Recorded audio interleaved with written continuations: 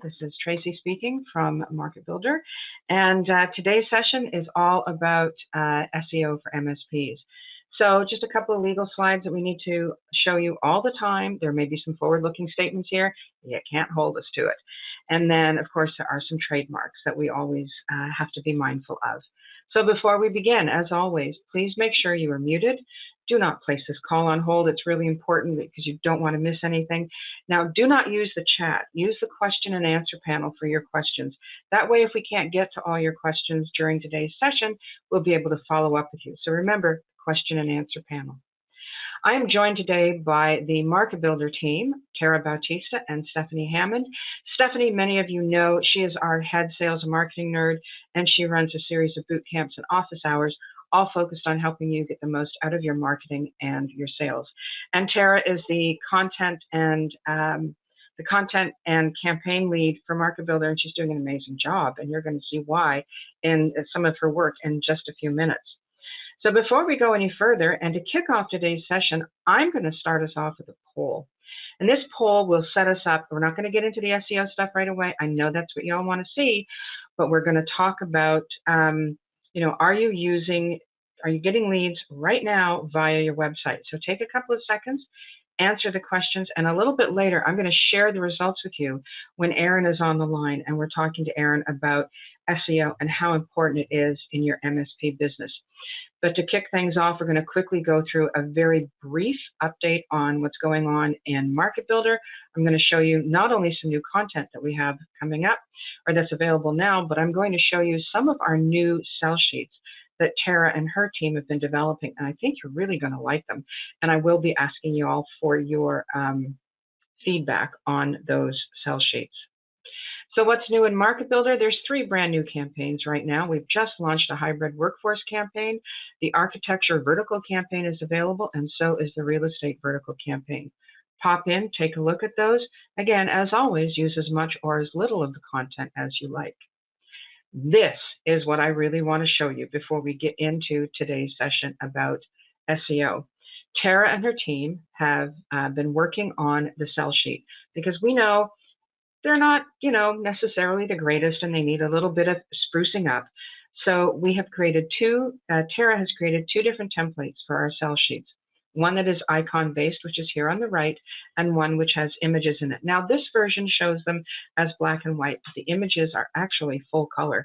These look very sharp, folks, and you're going to start seeing those appearing, I believe, this week in some of the new campaigns that are coming up. And then over time, every sell sheet in our program will be changing to one of these 2 versions. So this is really exciting. This is a big step forward, and I hope you all like it. And please give me your feedback when you see them and when you actually start using them. We have a bunch of content in development.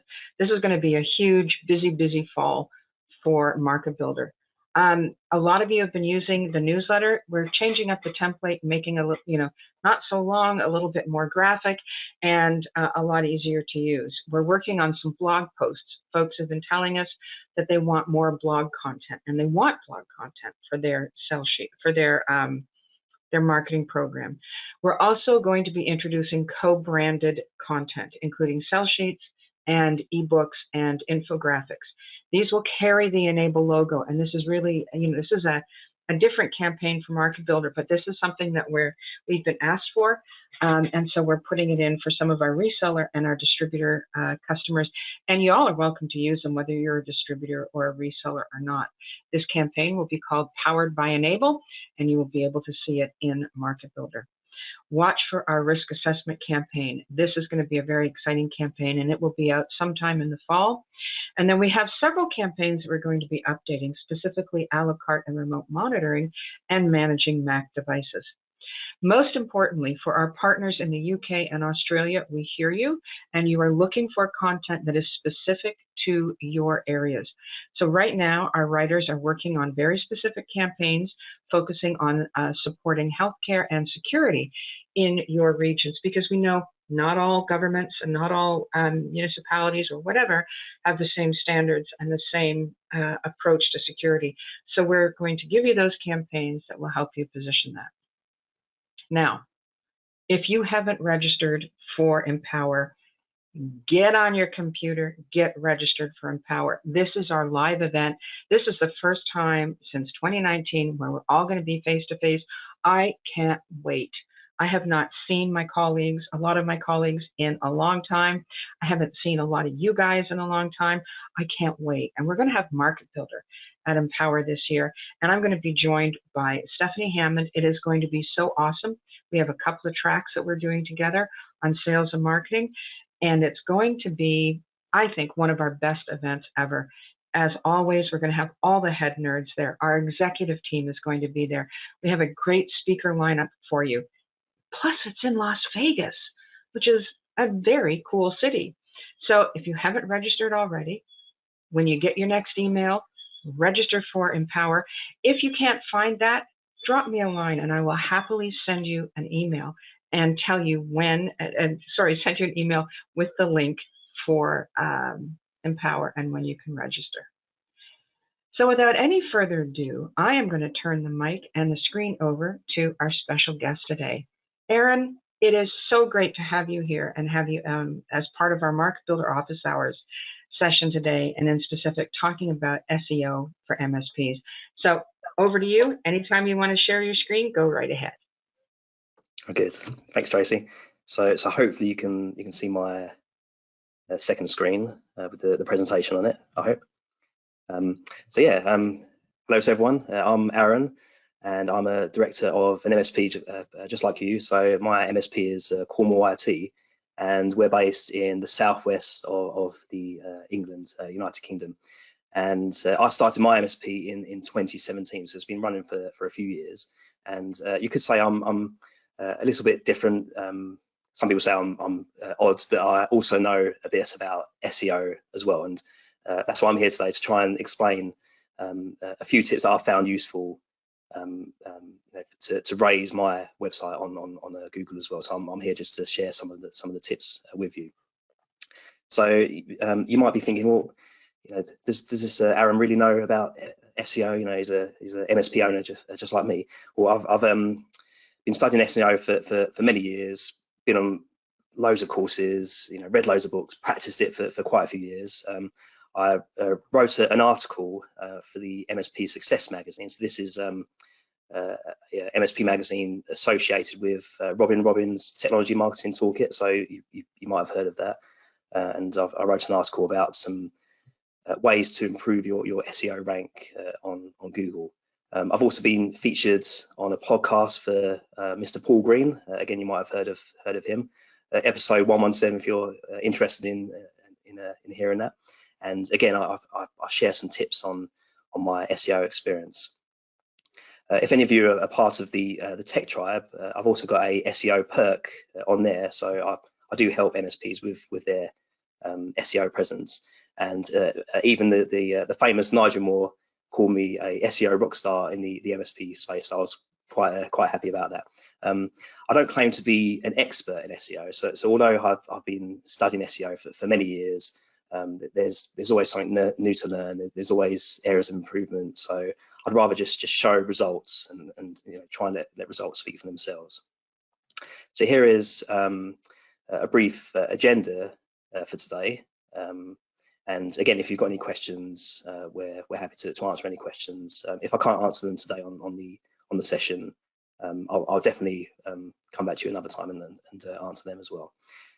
If any of you did want to contact me, you can find me by typing in SEO for MSPs on Google. So we rank #1 on Google for that, naturally. You can go to our website, cornwallit.com. You can find me on LinkedIn, Aaron Nyhat, or you can send me an email as well, aaron@cornwallit.com. So let's dive straight into this presentation. So as an MSP owner, just like you guys, all of us are concerned with finding the right PSA tool, the right RMM tool, the right antivirus, making sure that the customer experience is good for our customers. But I'm speaking for myself, and I'm sure that all of you MSP owners are the same, that one of our main concerns as an MSP owner is finding leads. We want to find ways to get new clients, to grow our business. And that's one of our main concerns, and we're always trying to find ways to bring in new clients. So for me, I started my MSP in 2017. Back then, I had no clients, no leads. I was starting from scratch. In fact, my first client was a friend of mine. His mum needed help with her computer, so I helped her with the computer, and then the MSP just snowballed from there. And I tried different strategies. I tried to canvas, so I went from business to business, talking to business owners, just seeing if they needed help with their IT, seeing if I can take them on as a client. I invested quite a bit of money on a trade show as well, and I went into the Google Ads route. All of these areas, I didn't really find I had too much success. So that's when it really dawned on me to take the SEO route, and that's when my SEO journey began. And for me, I think that SEO was a no-brainer, because all of us want a client. We want a client right now. And with SEO, if you can rank on Google, if you can rank on page one for particular keywords for your area, then that person's looking for a new IT support business, perhaps looking for IT support for the first time. And if they find you, that's really half the journey done. They're already interested. You don't have to warm up that lead. You have to just, I mean, my take on it was that you have to just make sure you sort of don't mess up the sales process. So that's why I've been working on having a mature sales process, making sure our website was set up in a way so it could convert leads and bring on these new clients. And that's all part of the SEO process. So with SEO, obviously people find you on Google, but then it's important, once they're on your website, to keep them there, and then to make sure that they get in touch with you, and make sure you have this mature sales process to actually win that client. Yeah, so SEO, this route was a no-brainer. And as I said, because I had experience in SEO, I was able to try and adopt what I learned, and it wasn't too long before I started to rank our website in the southwest of England for #1 for many keywords in our area. And thankfully that led on to getting new leads and to converting these into new clients. I would say at this point that it's not advisable to solely rely on SEO as a main way to get leads. I mean, most of our leads do come from SEO, from having a good Google rank. But we also use other kind of areas like LinkedIn, and so having like a full marketing strategy is critical for us MSP owners. So I think that probably goes on to our next poll. Tracy, I'm not sure if you want to share the results for the first poll before we go and take the second one. Yeah, let's take a quick look at those first poll, the results from the first poll. So the question, to remind everybody, was, do you currently get leads via your website? So interesting that of the folks who are on the call today, 69% don't get leads from their website. So I'm hoping after today's session, we're getting people thinking about how they can get leads better, get some leads from their website. So with that, let's move to the second question on our poll today, which is right here. Do you think you can only rank on page one if you're a big MSP? So take a couple of minutes and or a couple of seconds rather, and answer this poll question. Reminding everybody, if you have questions for Aaron, please go ahead and enter them in the question and answer section of your dashboard here today. If you would like to have a one-on-one conversation with Aaron and find out more about his services for SEO for MSPs, please write "Contact Me" in the question and answer panel. Don't forget, you can also ask questions about Market Builder in the question and answer panel as well. All right, so we're just coming down to the last couple of seconds here. There's some interesting results, Aaron, and I think you're going to be surprised when you see this. So I'm going to share the results now. Do you think you can only rank on page one if you're a big MSP? And 86 of our respondents say nope. So that's a really interesting result. So now I'm going to turn it back over to you, Aaron, and we'll keep on going. Brilliant, good. So hopefully you can still see my presentation screen. Yep, perfectly. Brilliant. Yeah, and I think some MSPs think that if you're a small MSP, like a new MSP, you can't really sort of rank on page one. But I mean, again, we're like a small MSP. We have there's 5 of us, and there's tons of MSPs much bigger than us, particularly in the UK. If I show you, so we ranked in our area, which was good, but we also wanted to rank in the London area. So London's probably one of the most competitive areas in terms of MSPs in the world, I would say. From some of the research I've done, and we decided to open an office there. We decided to try and rank our website for London area, and in London there's tons of opportunities when it comes to SEO. So that there was a particular keyword that we wanted to rank for. If I was to take you on to the next slide. So the keyword we wanted to rank for was London IT support, and as you can see there, the volume is quite large. It gets around 1,600 searches a month on Google. So it's quite a large keyword to rank for. So we started the project to rank for this in March 2020. By the end of April, we appeared on page 9 for this. So we was quite proud of that progress. And as the months progressed, it was like dropping in and out. And eventually we started to appear on page 8, and then you can see we've done a few more parts of our kind of strategy, jumped up to page 5, and eventually we reached page 1 at the top here. And as you can see, we sort of went between position 2, position 1 on page 1, and by the end of August we was consistently hitting position 1 on page 1 for London IT support. Whereas again, we're 300 miles from London.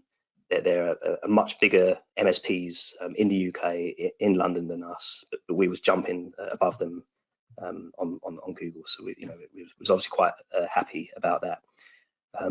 In terms of my current listings, so I took a screenshot yesterday from this SEO tool that we use, and you can see we're still ranked number 1 for London IT support. Sometimes like the volume changes, so at the moment it's saying 1,600. Sometimes that could drop down to 1,000. Each month it does kind of fluctuate in terms of the volume, and different SEO tools might report slightly different kind of volumes for different keywords. But yeah, as you can see, that there's quite a few keywords that we rank on page 1 for, and some ranked position 1 as well. Aaron, we have a question from Amanda, and she's wanting to know what kind of budget should we plan for when we're working on improving our SEO? Yeah, so I mean, I would say that every SEO project that we've worked on, everything we've done, there's definitely no big secrets. So anyone can study it, pick up a book from Amazon, read, research, and sort of do it on a very low budget. But then obviously you need to invest time in that. There are SEO agencies who ask for like a rolling kind of monthly cost, and again they vary. I'll definitely stay away from ones that claim that they can get you on page 1 for for $50 a month. Some SEO agencies charge obviously a lot more. I mean, we could be talking about $5,000 for a project. Again, some might charge like this ongoing fee. So the projects we work on, we don't have this kind of ongoing project. It's like a 5-6 month project. It's in the region of $6,000, depending on the actual keywords and location. And then after that, after that, some of the clients that we've had, they've just stayed on page 1. We haven't needed to do loads of like follow-ups and maybe a few tweaks here and there. Yeah, so I hope that answers your question, Amanda. Yeah, so there's kind of a follow-on to that from one of our partners, and they're asking if they're already ranking on the first page at the moment, what do they have to do, or what are the steps that you think are necessary to continue to maintain that positioning? Yeah, I mean, some of them I'll go into in a second. Yeah, it's definitely worth monitoring those keywords, and I'd say as well, I mean, making sure that you are ranking for the right keywords. So again, someone could type in, like you could type in your MSP name and think, oh, I'm ranked #1, but then very few, like 2 people search that a month, possibly. So yeah, it's just making sure if you are ranking for #1, making sure that they're the right keywords. But we'll go on to talk about different things that you can do and should do to try and maintain that rank and monitoring it as well. Yeah, good. Okay, so yeah, I'll move on to the next slides. So again, I've seen quite a few mistakes that MSPs have made in using like the wrong kind of SEO agency and some of the things that they've done that they shouldn't do. So for example, one thing that you shouldn't do, and is quite known in the SEO industry, is pay for backlinks. So I had a client that I was working with, and he had another SEO agency that he worked with before he came to us, and they were paying for backlinks. And I ran a report on his website. It had hundreds of backlinks, but all of them were viewed as toxic backlinks. So they came from spammy websites. And again, he said to me, "Oh, we're sort of almost there, but we're not quite making it." And I said, well, to be honest, it's because of all of these. You might have hundreds of backlinks, but they're the wrong type of backlinks. You paid for them. They're from spam websites. So we had to inform Google to ignore all of these spammy backlinks. And again, a backlink is when someone, like another website, has a link to your website on their website. So if, for example, if you was able to get a backlink from Microsoft, which is probably unrealistic, but if you could, Microsoft has a high authority in Google's eyes. So if you got a backlink from Microsoft to your website, Google will naturally boost your website's authority because they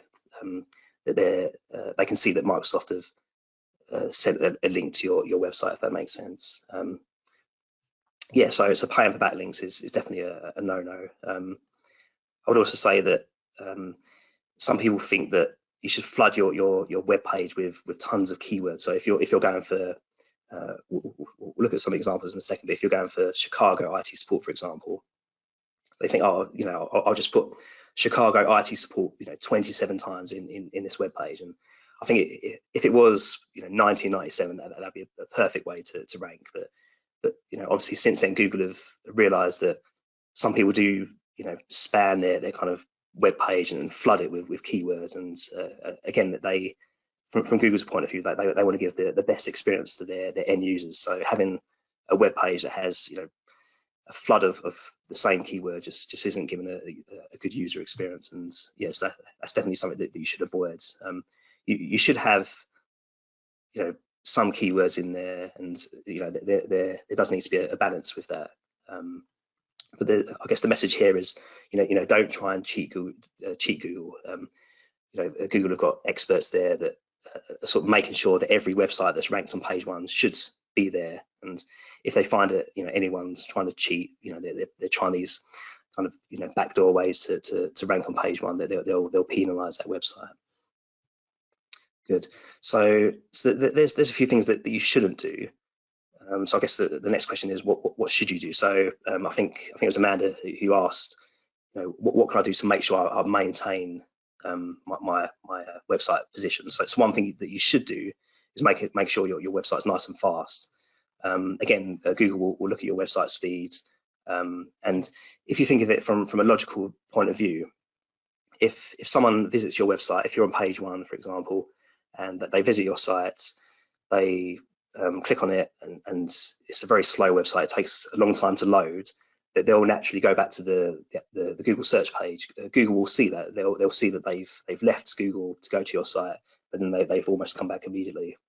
So they'll see, oh, okay, this website isn't providing the best user experience for this user, so I'm going to drop that website down because it is a slow page, and I'll replace that with another website that is faster. So page speeds, the speed of the website is very important. And there's a tool that I'll show you, in fact, which is produced by Google. So let me just click on that. Give me 1 second. Okay, yeah. So it's this one here. So it's Google Page Speed Insights.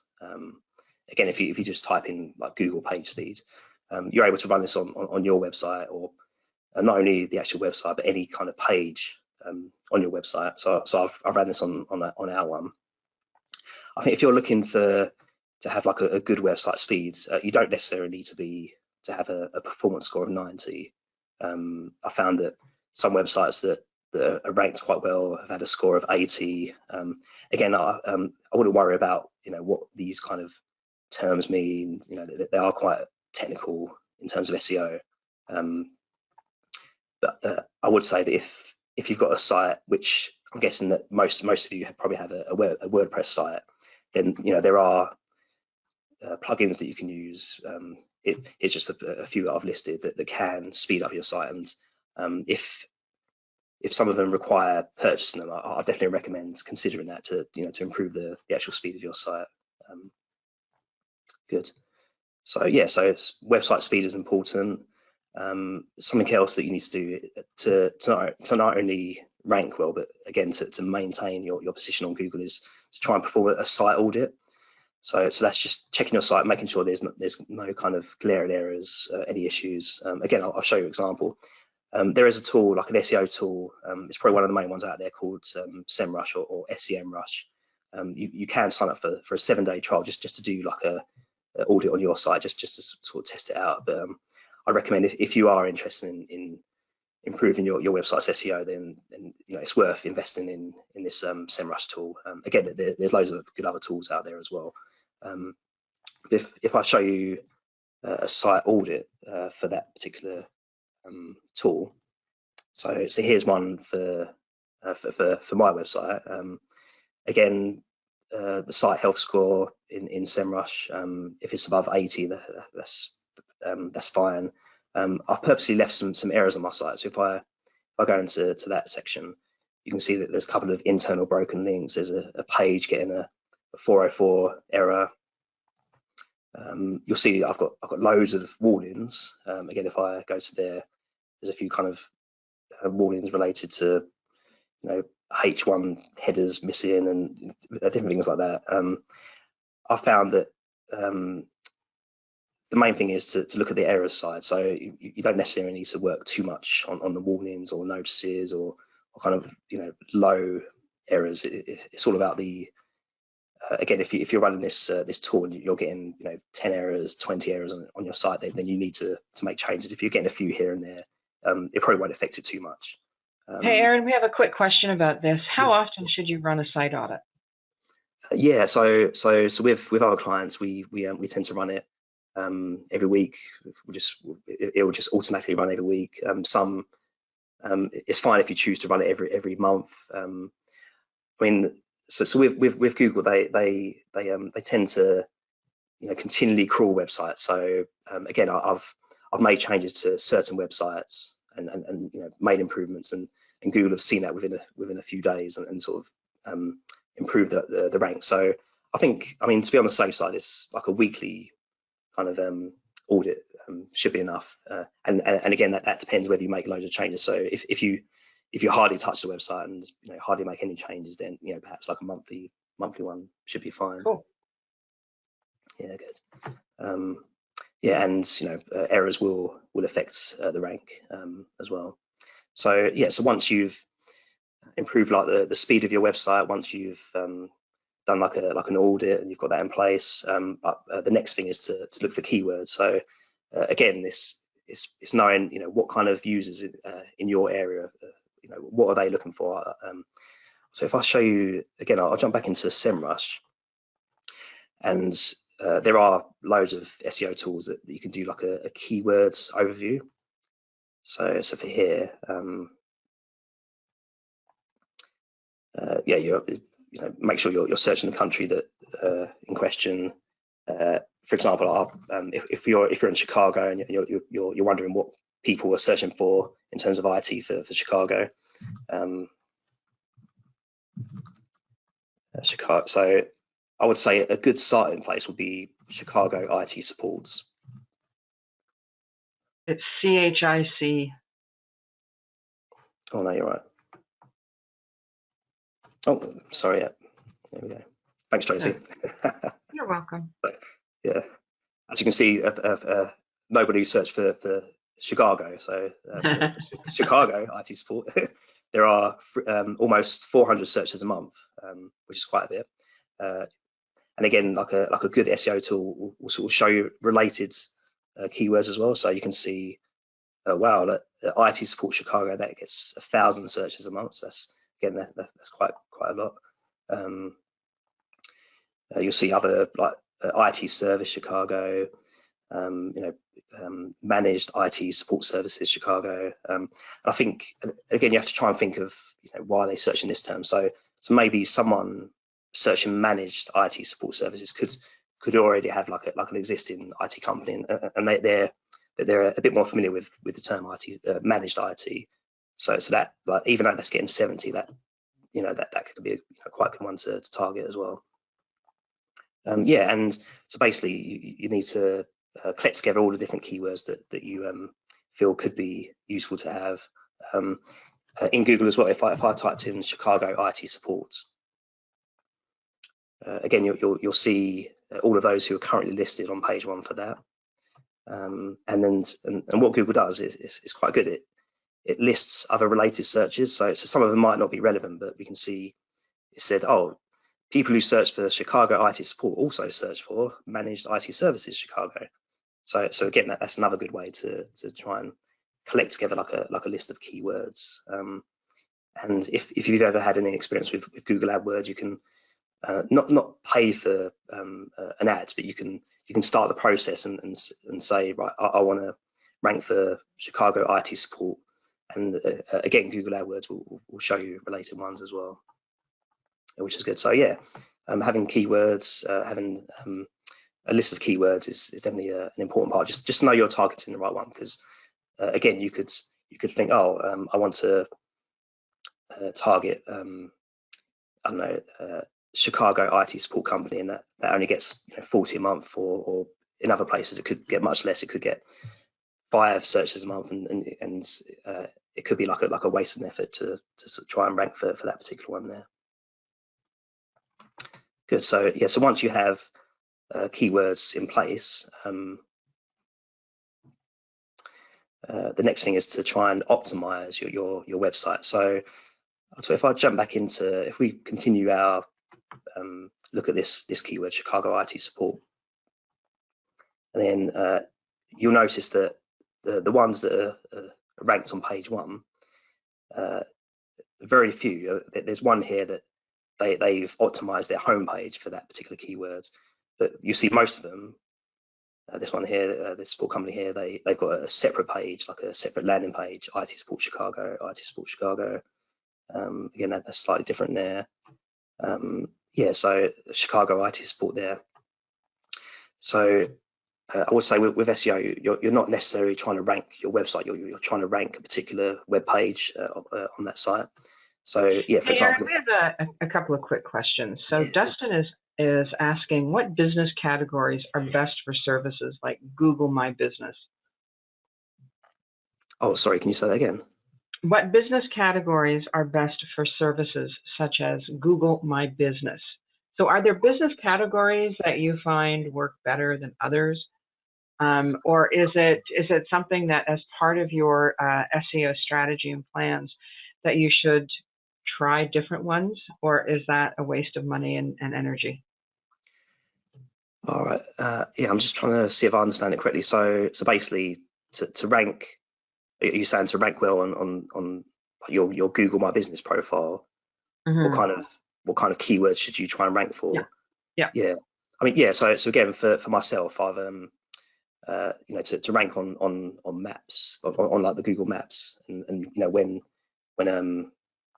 yeah, if I can show you, let me just, I'll bring up a incognito window. So let me just so IT supports Cornwall. Yeah, I mean, it's so for example, my website, IT support Cornwall. Obviously, I rank there, so that's where I appear.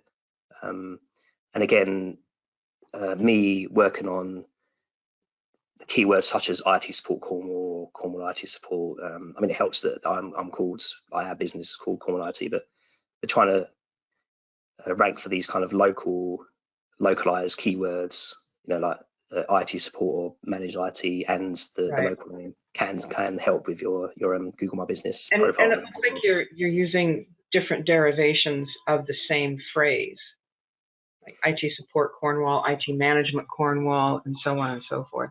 Yeah, exactly. Yeah, that's right. Yeah. Okay. Cool. Good. So so it's on to optimizing pages.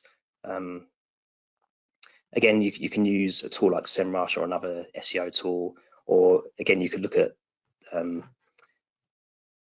other businesses on page one of your target page. So again, if I was trying to rank for Chicago IT support, I'd look at one of these websites, open them up,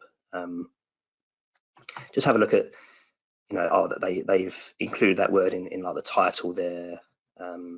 They've included the word in as their header one, but you notice that it's not the only kind of part of the header one. They've got some other parts to it as well. There's a few things in the body, so they've talked about 24/7 support. Again, Google will look at your website, look at the keyword you're trying to rank for. It will compare it with other websites that are already ranked on there, and saying, well, okay, so this website is trying to rank for Chicago IT support. I'm expecting them to talk about working with Microsoft,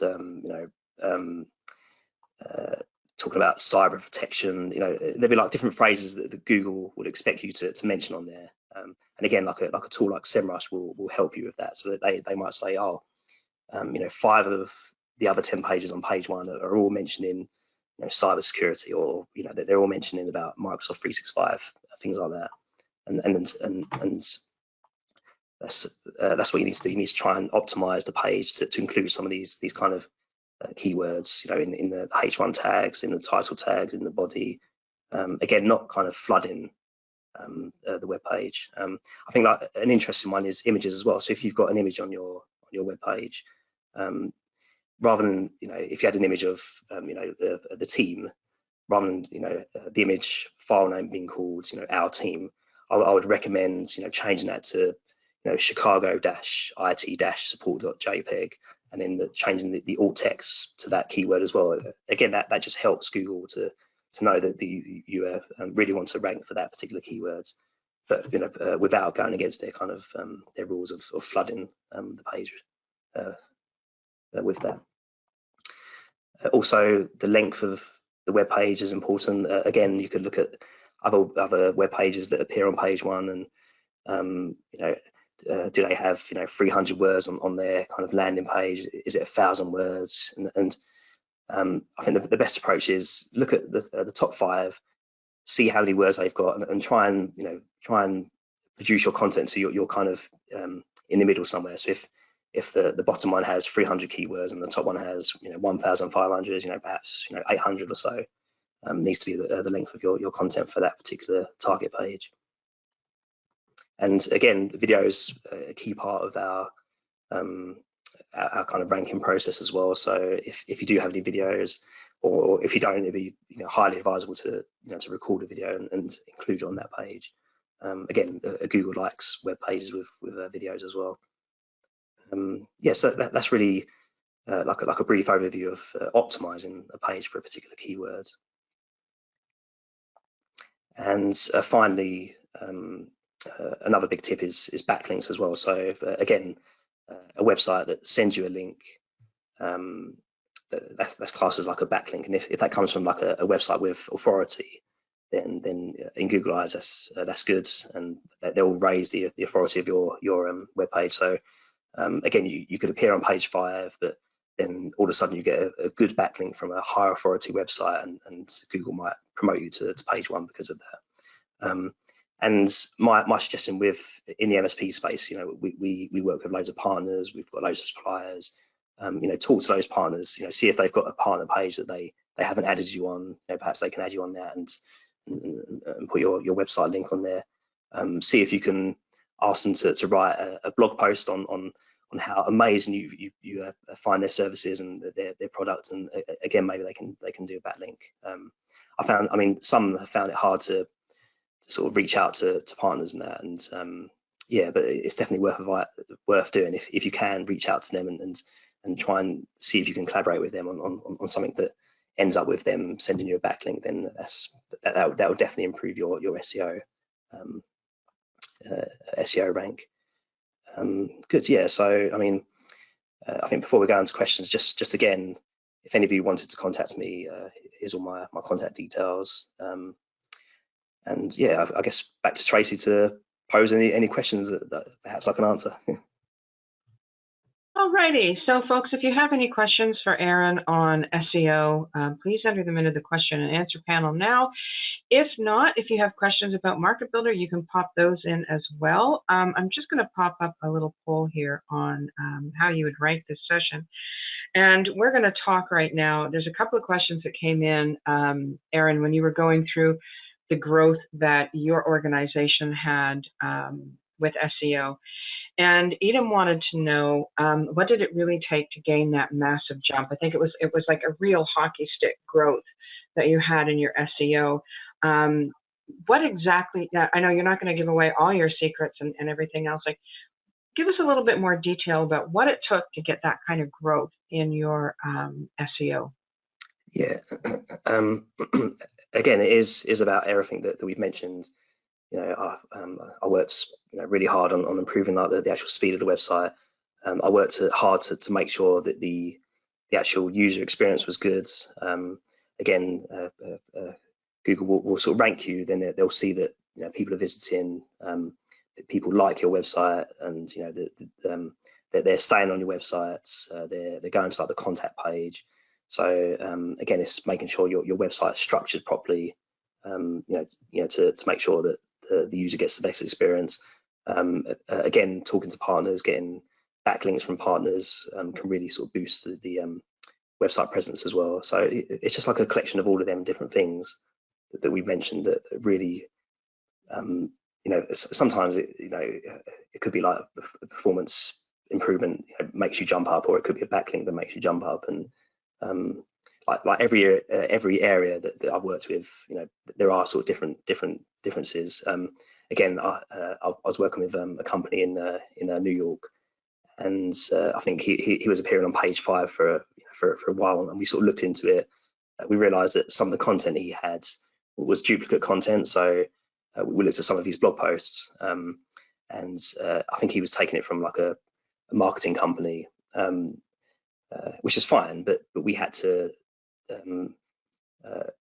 It's called like no index that kind of them blog post pages, so it's to tell Google not to pay attention to them. Don't pay attention to these pages.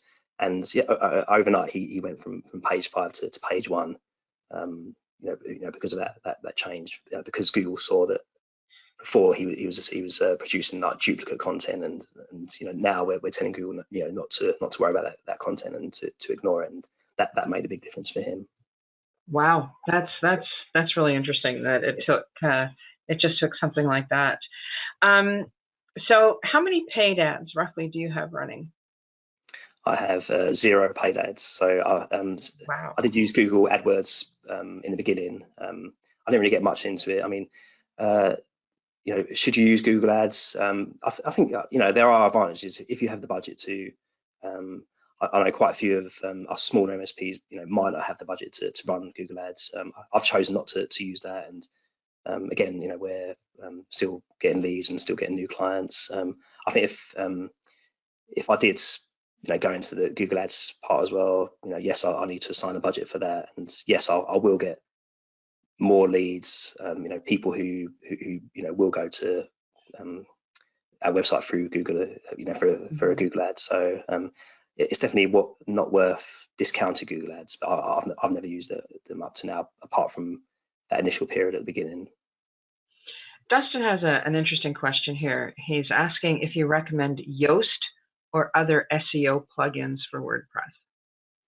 Yeah, I mean, so most websites that I work on, they already have like Yoast is there, kind of like an SEO plugin, and I do use them for some basic stuff, changing like the title tag, no index in a certain page. I don't think they're great for for relying on them solely. That they are good and that they will give you pointers, but I think I've never seen a company like an MSP who ranks on page one, just solely using like a plugin like Yoast, unfortunately. But, yeah. So Edom has an interesting question, and I'm hoping you can answer. He's asking if you can tell us what your customer conversion rate is from leads that you're getting from SEO, from your website. Oh yeah, so and you can do a ballpark. You don't have to be exact, but you can do a ballpark. Yeah, that is a good question. So I looked at all of my kind of customers that we have, and I think it was close to 50% were from that found us from Google. The other 50% was like through LinkedIn or through referrals. And I think for me, LinkedIn's been like a massive way as well. And on LinkedIn, I've tried not to sort of repost kind of blog posts and things like that. I've tried to do my own kind of content and try to do my own kind of videos, and I found that's really kind of helped in bringing leads through LinkedIn. So yeah, it's probably 50% SEO, 50% other bits and pieces. Yeah. Here's an interesting question from Viviana. She's asking if there's any difference between an SEO strategy for Google versus other search engines such as Bing. Yeah, I mean, my kind of preference. I think most people always open Google. I think I can't remember. Did I see a stat that said? I'm sure it was either 90% or 95% use Google as opposed to Bing and Yahoo. Yes, I do try and just concentrate only on Google. But then I found that with our website, I've hardly done anything in Yahoo and Bing, but we're still ranking quite well in there. So Yahoo will look at your kind of rank in Google, or somehow, and will kind of rank you for that as well. That's interesting. That I wonder if there's like some similarities then between their algorithms that would pull that same result. Peter is wondering if you can tell us a little bit more around your customers. So what is the target customer size that you're generating from SEO? Yeah, so again, if I'll mention some of the leads that I've got over the years, and again, some of them I've lost because our kind of sales process wasn't mature enough. And I think back in the day, sometimes we received a lead, they said, oh, can you send us a proposal? We wouldn't meet with them. We just send them like a proposal with our prices, and that's it. And but I've realised since then that that's not the way to convert a lead to to clients. So we've changed that process now. But I mean, some of them in the past, we had a client in London who said, oh, can you help us provide IT support? We've got I think they had like 40 users. But then the big part for us was that they had I think it was 800 terabytes of data that they wanted to back up. So for us, we had to get in like a backup company that solely does that, and that they came on a few meetings. We unfortunately didn't get that, but that they found us through Google. I've had companies again like 50 users, 60 users. Wow. Some of them we have won, and more recently we are kind of winning more, as we mature our sales process. But yeah, I mean, for us, it's not common that someone with a 50 user company gets in touch and says that they're either looking to replace their current IT company, or that they've got someone like one IT guy that's moving on, and that person is advising to outsource their IT, or that they're just looking for a new IT company altogether, and they've never had IT before. So for us it's quite common to get leads 50 users and above. So it's interesting that you called out the maturity of your sales process, and that these two things almost they do go hand in hand. I can hear Stephanie, I can see Stephanie Hammond, even though she doesn't have a camera on, nodding furiously when you said that, because that is something that in all of her boot camps and all of her office hours, that she preaches. And I am converted. You have to have that sales process that goes right along with your marketing and your lead gen strategy and plan, because what good is it to generate 100 leads if you can't handle 100 leads? So the two really go hand in hand, and they're very synergistic. Yeah, and I would say as well that again, we've done a lot of improvements to our website over the years. There's still tons that I want to do with our website, and I think having a good website and perhaps even getting like an external review, someone to review your website. There's someone I know who reviews hundreds of MSP websites every year, and just getting someone to review your website just to say you need to change this, or your messaging is not clear. Again, you could invest in SEO or work in SEO, get leads. They'll come to your website. If your website's rubbish, they'll just leave, and you'll never hear from them. So yeah, having good website, a good sales process is definitely part of the process. And I think you also hit on something just a moment ago when you said that your value proposition or your messaging has to be clear. That is absolutely hands down very true, because you cannot just say my company supplies IT support services. But you have to, everybody does that in the MSP space. So there has to be something that is unique to you. It's your unique value proposition. And that should be front and center on your website and in all of your marketing. Everything that you do, even in Market Builder, when you customize content, pull your own messaging in, and that will help as well with everything that you do. Now, Viviana is asking a question: will there be an office hours about LinkedIn marketing? Absolutely. Our next office hours session is going to be in October. We're going to start doing these a little less frequently, but we're going to wait until Empower is over. So it'll be later in October, and we're going to focus on building your social media strategy. We're pulling in our own social media team and our own PR team from Enable, who are going to help walk you through some of that process and how to do it in a really efficient way. If there are any other questions for Erin, pop them in now, and we've got another couple of minutes where we can go through a few more questions. Erin, is there anything you want to add? Well, we still have a couple of minutes here.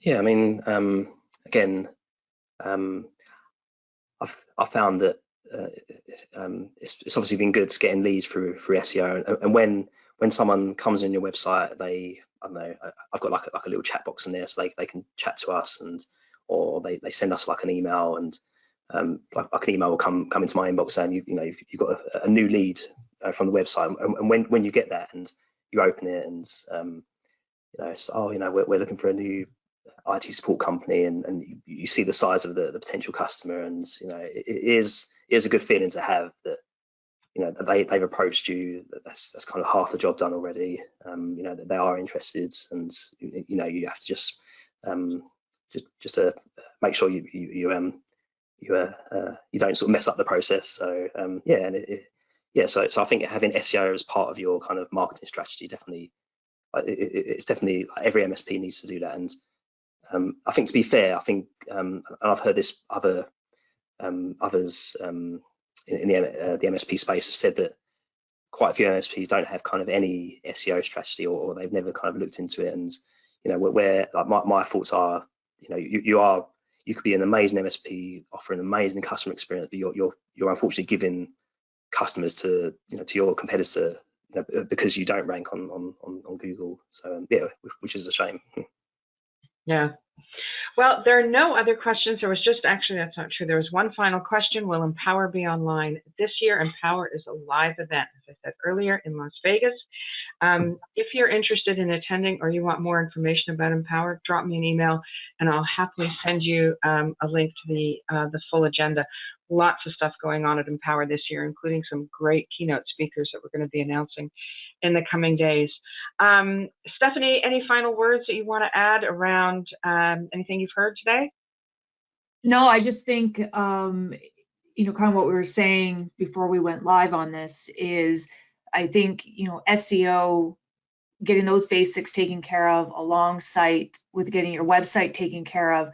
I think a lot of MSPs overlook it. They'll come to me asking for I want to put together this whole marketing plan, and I want to do this, and what are the big ideas that other MSPs are doing that helps to drive leads, because we're not getting our leads, but I think they're failing to really pay attention to the basics.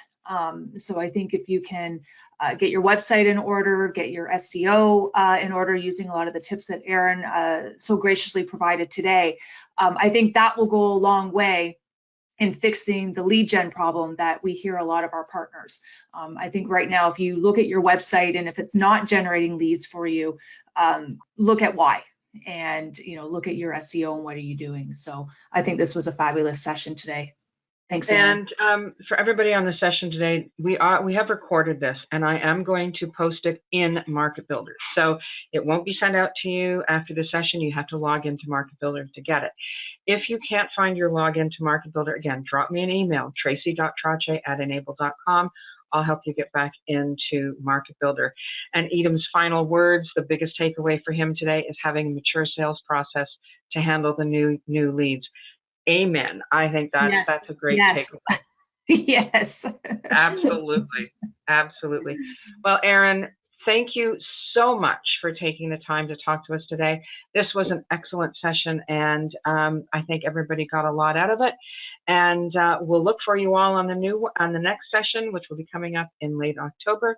Everybody have a great day. And again, Aaron, thank you. Thank you. Thank you. This was a great session. Thank you, everyone. Wonderful. Thanks, everyone. Thanks, Aaron. Thanks, Tracy.